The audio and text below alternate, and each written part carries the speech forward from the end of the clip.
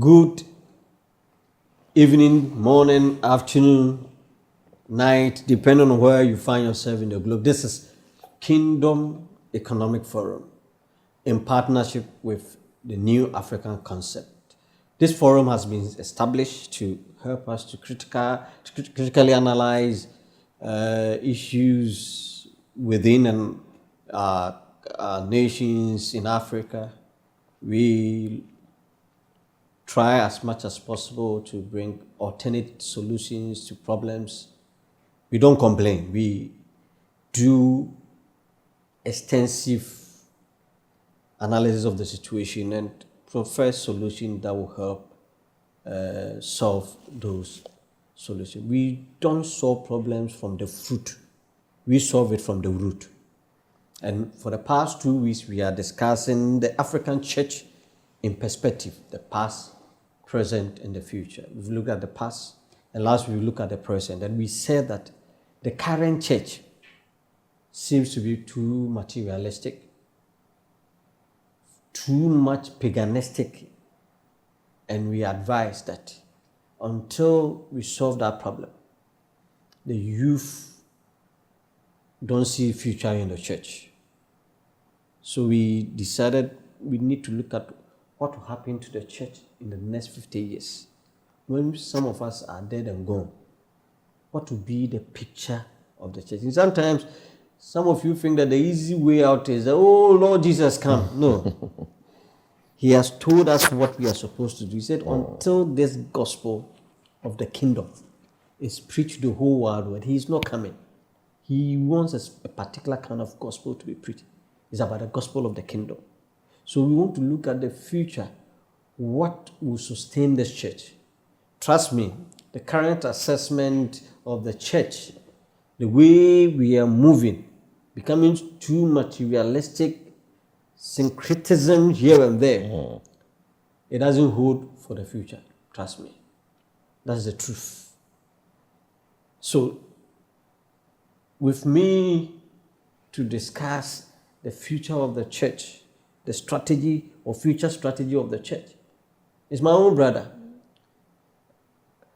Dr. Opon Joshua Opon Safo. Doc. Hello. Akwaba.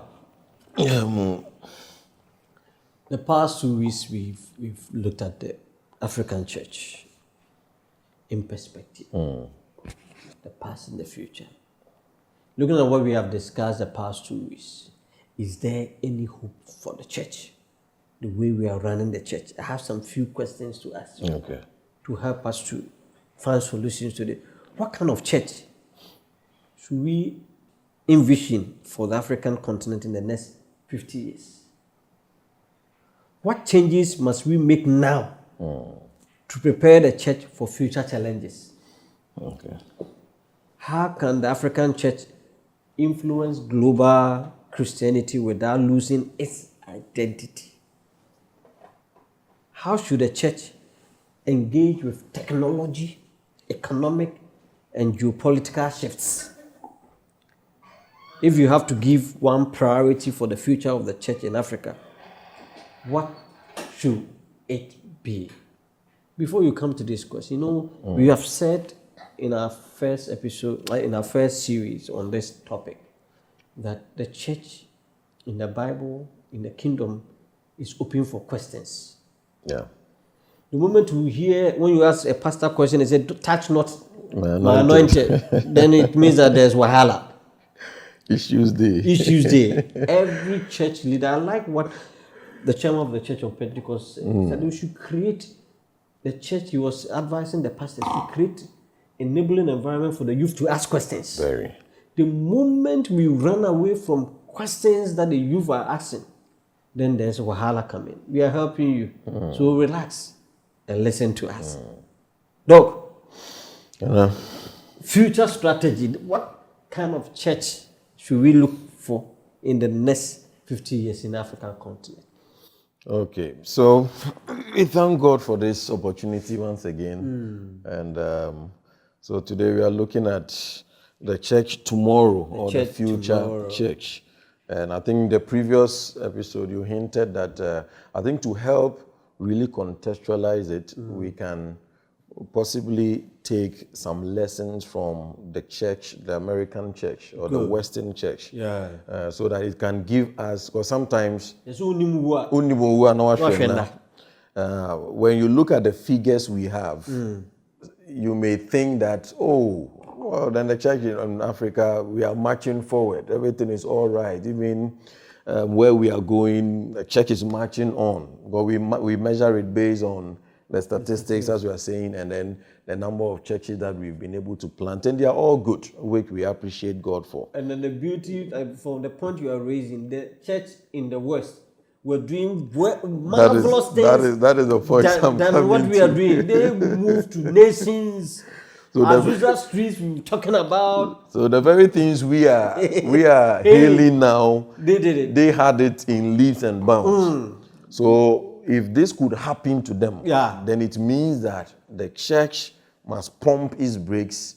Yes, we must celebrate, but there's not so much a celebratory time. We must retreat and then ask very, very deeper questions. Sure. So in fact, the Western world or the Western church also at a point in time was more vibrant than what we are calling vibrant in the African setting. More spiritual, more in terms of even structures, infrastructure, just name it. Whatever you can think of, it was there. Sure. And especially when you take America, for instance, by the close of the 20th century, about 89 or almost 90% of Americans subscribe statistically to Christianity. So now we are saying 72.1. They had 90%. 90% that statistically they associated or they were with Christianity. Wow. So it means that if they can run from 90% through to where we have now, where they are even struggling to get 40%. Wow. Then it tells us that our 72.1% by 50, 30 years time, if we continue in the same trajectory, we will even do worse. Wow. And one of the in our previous episode, I made mention of three things. Yeah. One was the pagan Christianity. The two was the materialist individualism. And the third one was progressive secularism. Progressive secularism. Yes, so and we've already explained that secular means without God.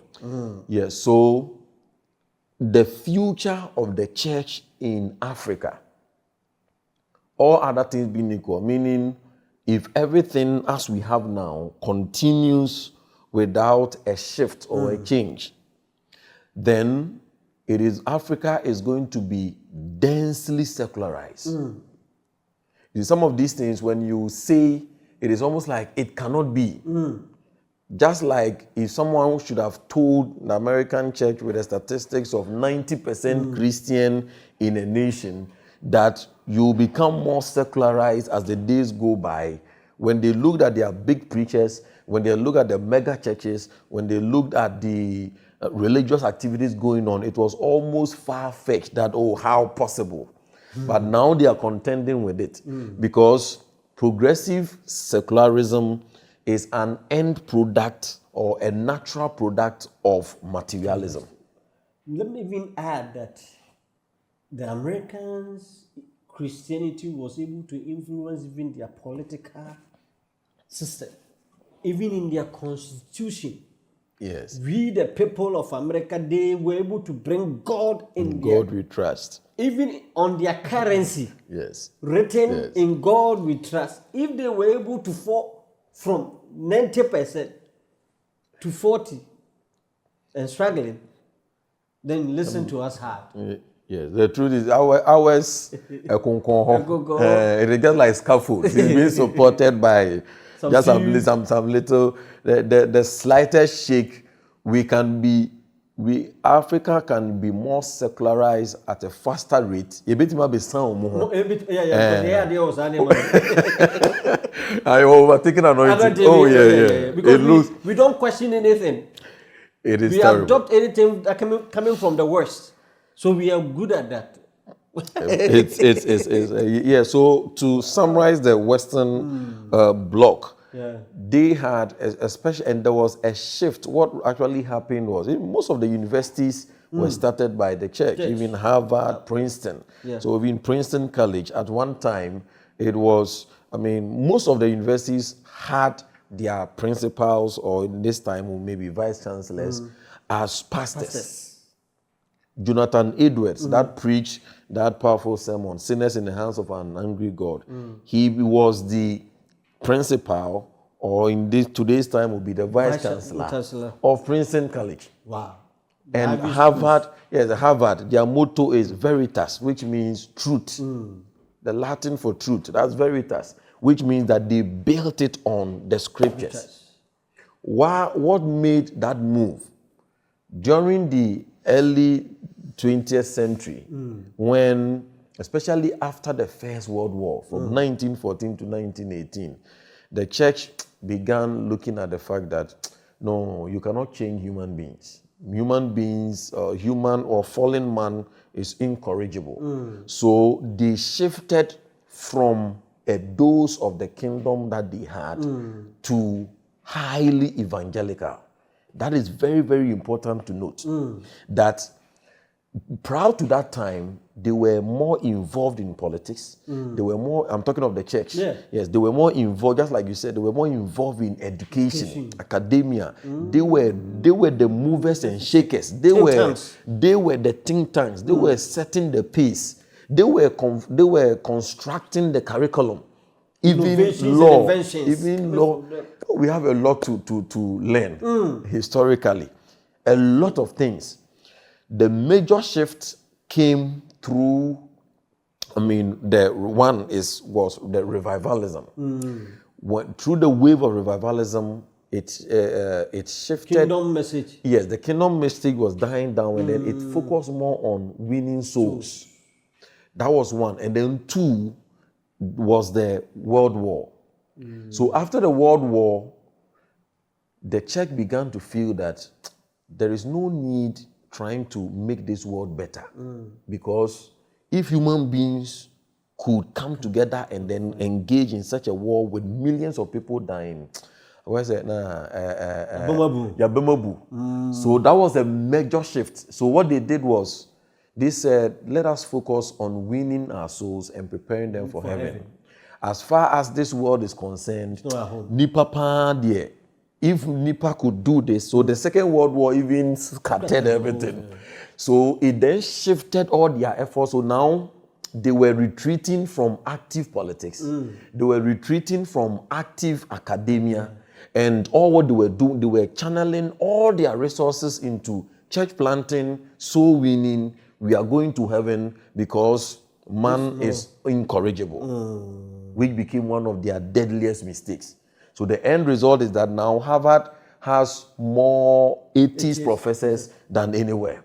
Now when you go to Oxford, Princeton, Yale, the various universities that were founded on the scriptures, now the church retreated and focused on soul winning and church planting.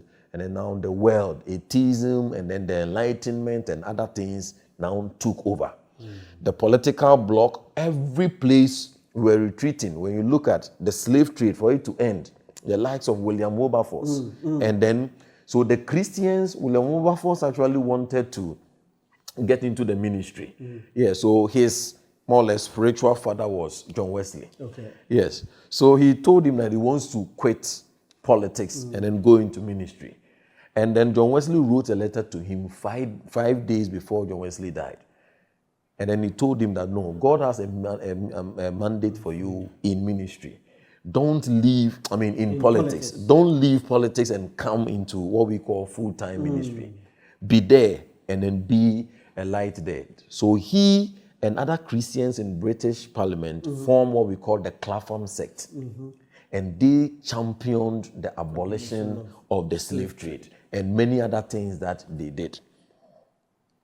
But because the church shifted, left politics and all now, but the end result is the culture has been taken over by the world. So back to our context.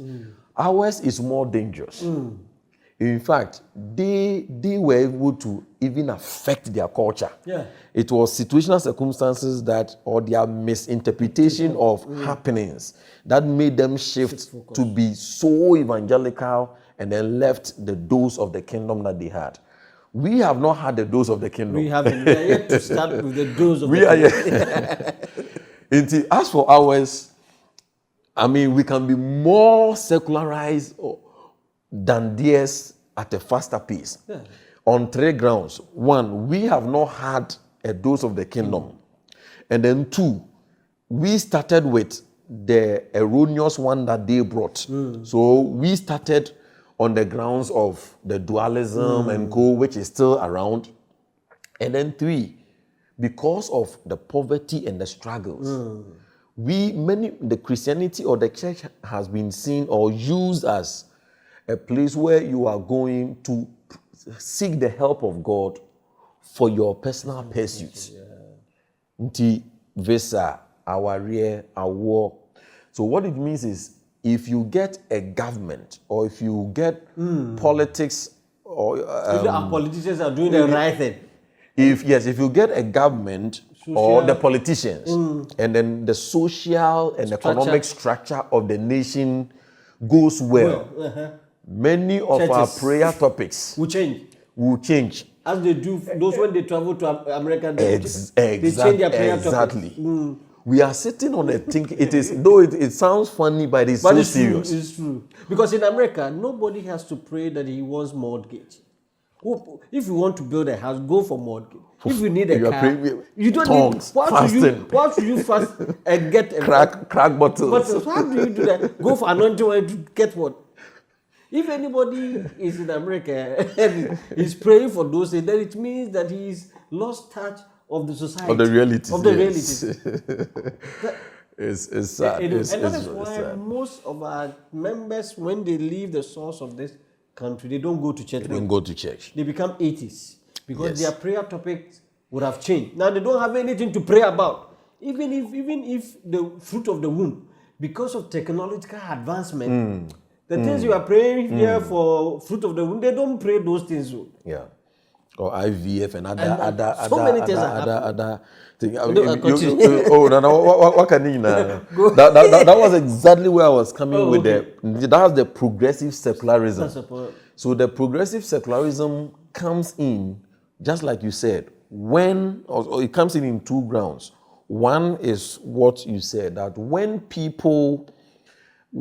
the system begins to work, and that what has always been taught as nyamibeye or something that it is God who is supposed to do it.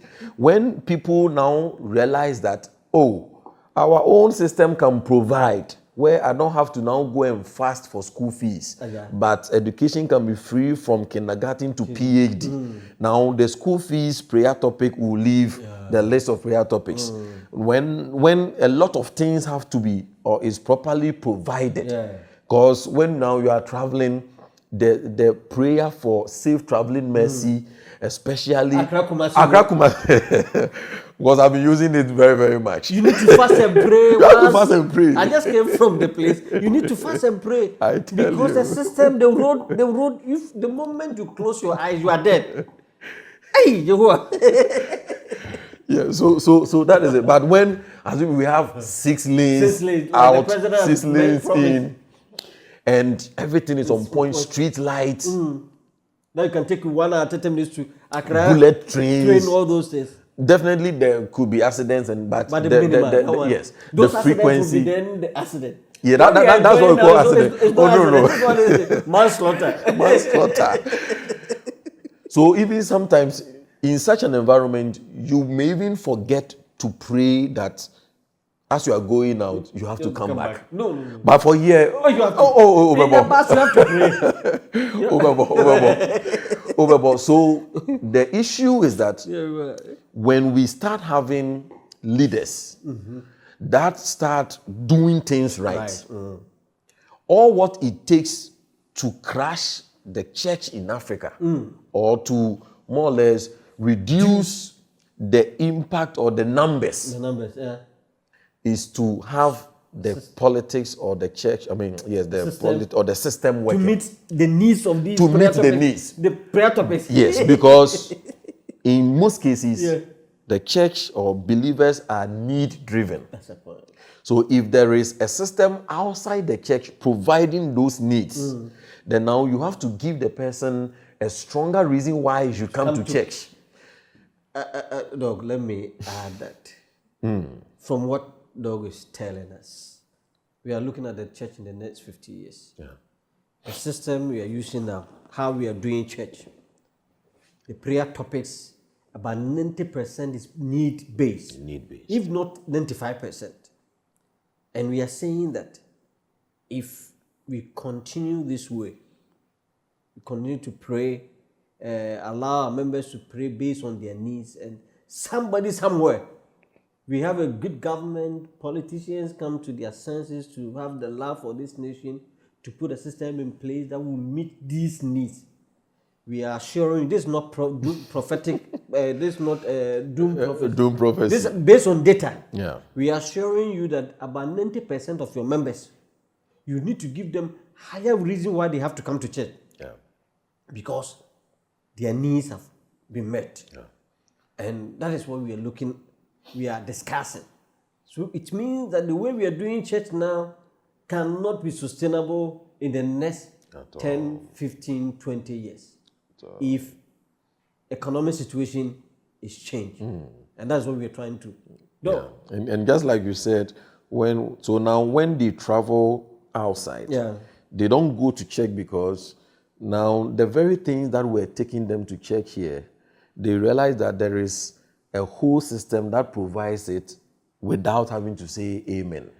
And let me add that, what happens is that when they travel outside, they will go to church because for the first period, they have not yet gotten their green card. You see them go to church. So it is an extension of whatever is happening here. Whatever is here. Yeah. But if you do the analysis, their children that they are born over there don't attend their church. Yeah. When the moment they reach 16, 18 years that they have freedom. But when they are kids, because they don't know where to go, they are forced to follow them. Yes. But the moment they reach 18 years, let's go and do analysis. Their children, when they come to, they realize that the prayers their parents are praying doesn't make sense at all. Yeah. And that is why, not that they don't want to serve the Lord. The reason is that the system over there is contrary to common sense to them. Because they think that what you are praying for, mommy, why are you praying? Asking God? They think they're even worrying God. Because they request, instead of praying to know God more, to love God more, to ask God to use you to be a blessing to the others, you are even praying for your witches. They are there, they are still praying against their witches in Ghana. They think that they are the one, things are not working. Instead of going to school, no, they are there, but they are still, they are firing. They are firing down here because you went there instead of going to school instead of studying the system in where you find yourself, the environment to take advantage. They are there with Ghanaian mentality. So things haven't changed. So they're in a different environment, but still the mentality is still. They'll still crack bottles, they'll still sow seed and all that. And the prophets are taking advantage. Very. Those out there, please read the Bible for yourself. And it's surprising when those people, when they go there, these prophets, the amount of money they collect from the Ghanaians and Africans over there is so sad. Anointing oil, they're so sad anointing oils to them. People signing checks that they don't even have money to pay. Using their credit card. Oh, if you have your credit card here, lift it up. Then they give you the POS. Anyway. So now let's look at some of the specific things. So in summary, the church in Africa, all other things being equal, without any change, if we are to continue on this trajectory, we are threatening to become a highly secularized continent. Many people will be leaving the faith in leaps and bounds, especially when systems begin to work and provide for the needs for which they were going to church to seek the face of God for. Then you can be sure that attendance, and even already it has started gradually, especially in the cities. Yes, you realize that mostly it is Sundays. That the people go to. During the weekdays, if you're having programs, so many pastors even complain that weekdays, because why a show? And I think this is another advice. You see, in this cosmopolitan environment, Yes, we need to change a strategy and approach. If you measure the success of your church based on the attendance, you lose out. Pressure will come on you, be depressed, because the economic situation and the environment that they find themselves, the system, and that is, I'm coming back to what Professor Japon Kodua said, that Convert. if you don't convert the system, trust me, it's going to be more, the numbers will go, it's going to be so, the attendance will continue to go down. Not that they don't love the Lord. Some issues and some of them maybe are becoming enlightened. They know that coming to church, their understanding is being changed in a way. Maybe when they come, the prayer topics you raise, they realize, why did I come to church? They come to church, and the way you do your church, they ask themselves, what did I get in coming to church? Things are changing, so we need to begin to look at, and my chairman will always say, Apostle Nyamecha will always say that it's the pulpit that determines how the pew will be. The messages that we give to the people is critical. Let us begin to do inward assessment. Else, the enemy, the devil, mobile soldier also strategize or system. He's happy for the people to come to God. He thinks that when they come to God, they don't learn anything. So he has a system out there, and he's increasing the strategy is the point that the people are not getting the value for coming to church. It's important we make some of these statements. We need to do assessment. So, go for your campaign 2 hours at the end of the day. What do they become? What was the end result? What's the end result? Is it because we see the numbers and we are happy? Have we asked ourselves, what has been the output? We are giving them input. What has been the output? The progressive nature of their life. What is it? We need to. The church, if you keep on doing the church the same way and expecting different result, then we are doing the wrong thing. No. So the things to be done. Things to be done. Yeah. So number one, of course, we will have to start on doctrine, which is our theology. We need a shift in our theology. And I think you've started training, and maybe you announced to those who want to get more further. These things we are sharing with you, we are solving a problem. By the grace of God, Doug is having a training program for pastors, leaders, and even you as an individual to join, so that here we won't have much time to expand on it. So there's a need for us to change our theology. And Doug, continue. So there is a need to shift our theology, because I've always said that every theology comes with a psychology. And the psychology then dictates how our people go about their various engagements. So just like Chairman was rightly saying, it is the pulpit that, dictates how the people live, because we are preaching a particular kind of theology to them.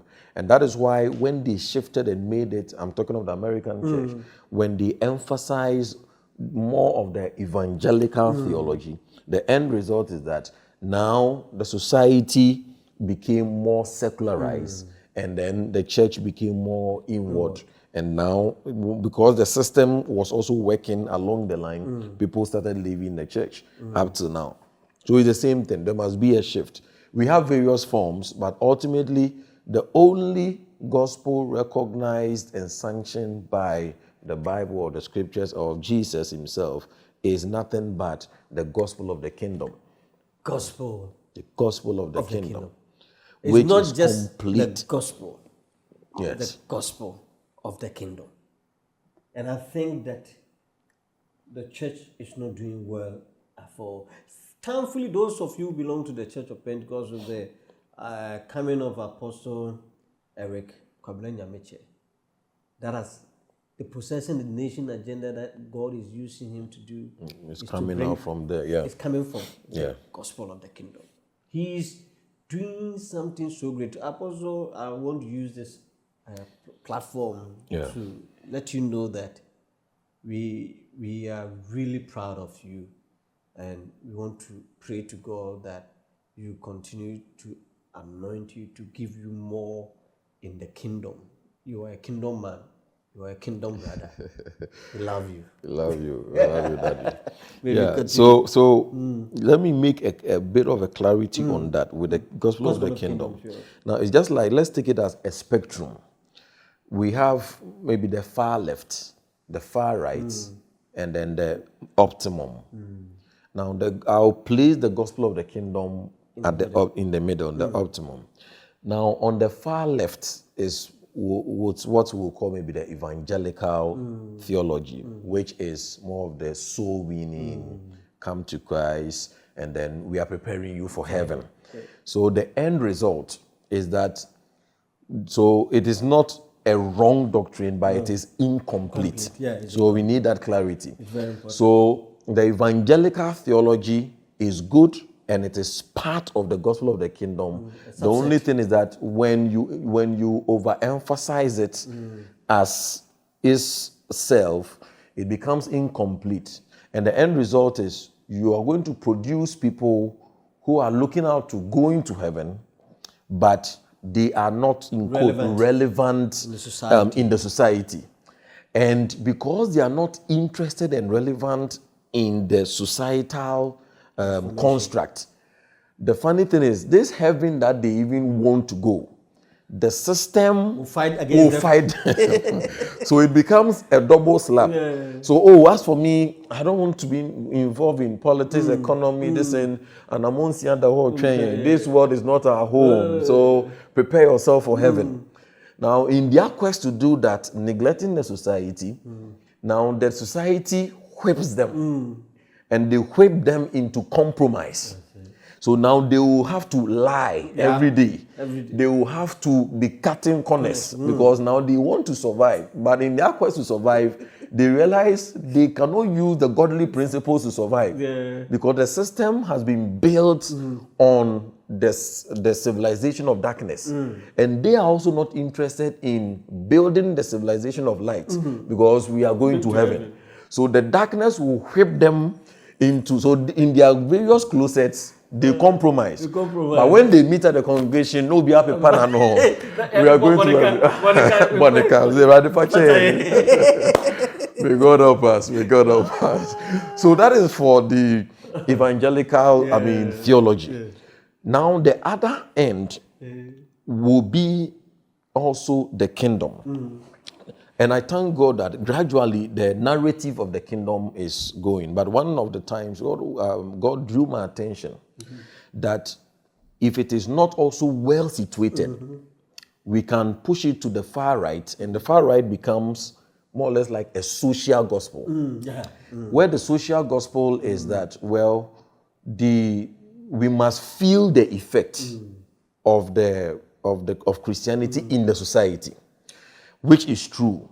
But when it becomes the obsession, it is possible that now people whose lives have not been transformed just will hide under that, and then their interest is, okay, so we are going to politics, so we are going to do this, so we are going to do this, or we are giving boreholes.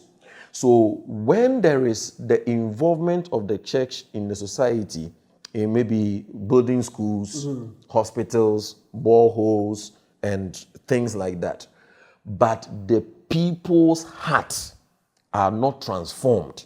They are living, so they too, now they have a public image of the church is active in the society, which is good, but the end result also becomes that some of them, or sometimes, they are also not transformed in their hearts. Yes, or they may even be in the church, but their heart is not transformed. So they are also doing dirty things behind the scenes, but they mask it with Good works. good works that is happening in the society. So the kingdom, that is one of the strategies of the devil, to mess up the purity of the gospel of the kingdom, to make it almost like just a social gospel, just doing things in the society without really touching on the inner transformation of the heart. What therefore should be the way out? The gospel of the kingdom, which is optimal. The first territory to be conquered by the kingdom or by the gospel is the territory of your heart. Yeah, the individual. And that is where it's very important. That is where spirituality comes in. And then we become agents of restoration.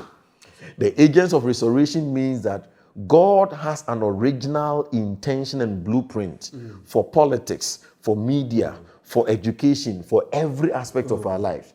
The fallen man and his civilization has taken it offbeat.